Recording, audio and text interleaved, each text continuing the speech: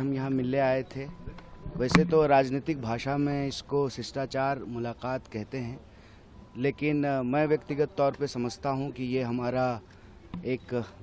आत्मीय मुलाकात थी, इस लिहाज से कि ये देश में जो परिस्थिति है अभी, जिस तरह से तानाशाही चल रही है, किसी को भी पकड़ करके बिला वजह जेल में बंद कर देना, इस तानाशाही के खिलाफ हम लोग पिछले कई सालों से लड़ रहे हैं और तानाशाही के खिलाफ इस लड़ाई में हम सब एकजुट हैं। तो उनसे हम ये बात कहने के लिए, उनको बताने के लिए कि इस लड़ाई को हम लोग सब मिल करके लड़ेंगे, एकजुट होकर के लड़ेंगे और देश में संविधान और लोकतंत्र को जिस तरह से समाप्त किया जा रहा है, इसको हम लोग बचाएंगे, संविधान को भी, देश को भी, और इस तानाशाही को ख़त्म करेंगे। चुनाव को लेकर कोई बातचीत हुई, कैंपेन को लेकर खासतौर पे, क्योंकि वो 4 सीटों पे चुनाव प्रचार कर रही है, क्या आपने डिमांड की कि हमारी सीट पे भी आए? क्योंकि नहीं, 4 सीट पे हम चुनाव नहीं लड़ रहे हैं, हम 543 सीट पे चुनाव लड़ रहे हैं। हम इंडिया अलायंस के सब लोग जो है घटक दल हैं और ये अलायंस पूरी तरह से एकजुट है। दिल्ली की भी 7 सीट पे चुनाव लड़ रहे हैं। तो जो भी हम लोग रणनीति बना रहे हैं वो किसी एक प्रत्याशी के लिए या एक पार्टी के लिए नहीं बना रहे हैं, वो दिल्ली के लिए बना रहे हैं, दिल्ली के लोगों के लिए बना रहे हैं, क्योंकि ये दिल्ली के लोगों के आत्मसम्मान का सवाल है। किसी को, एक व्यक्ति को सांसद बनाने का सवाल नहीं है, किसी एक व्यक्ति को प्रधानमंत्री बनाने का सवाल नहीं है, एक पार्टी की सरकार बनाने का सवाल नहीं है। सवाल है कि दिल्ली के लोगों को जिस तरह से अपमानित किया जा रहा है, जिस तरह से दिल्ली में तानाशाही चल रही है, जिस तरह से सीएम साहब को पकड़ करके जेल में डाल दिया गया है, इस तानाशाही के खिलाफ और दिल्ली के अधिकारों पे जो रोज़ बरोज़ हमले हुए, जिस तरह से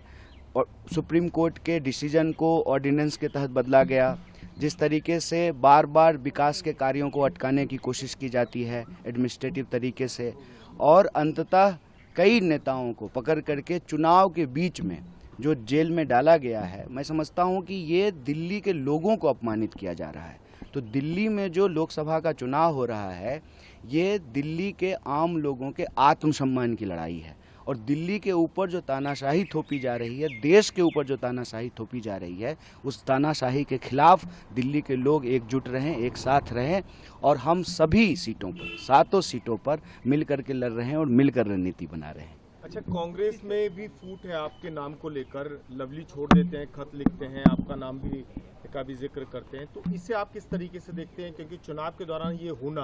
तो क्या नुकसान होगा या फिर किस वजह से आप मान रहे हैं? अव्वल तो जो है वो पत्र मुझे नहीं मिला है,